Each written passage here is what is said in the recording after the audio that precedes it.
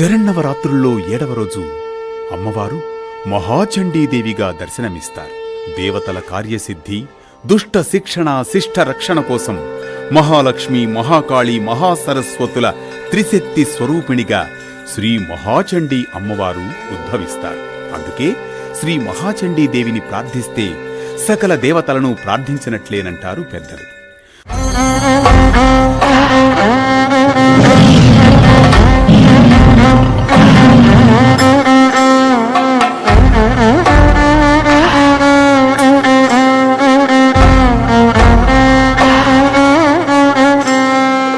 శ్రీ మహాచండీ అనుగ్రహం వల్ల విద్య, కీర్తి, సంపద కలుగుతాయి. శత్రువులు మిత్రులుగా మారిపోతారు. చండీ సప్తశతి, లలితా సహస్రనామ స్తోత్రం, శ్రీదేవి ఖడ్గమాలల్ని పారాయణం చేస్తూ అమ్మను ప్రార్థించాలి. ఏ కోరికలతో అమ్మవారిని ప్రార్థిస్తామో ఆ కోరికలన్నీ సిద్ధిస్తాయనేది భక్తుల విశ్వాసం. కదంబం, చక్కెర పొంగలి నైవేద్యంగా అమ్మకు సమర్పించాలి. మహాచండీదేవిని ఆరాధించిన వారికి విద్య, కీర్తి, ఐశ్వర్య సంపదలు అనాయాసంగా సిద్ధిస్తాయి.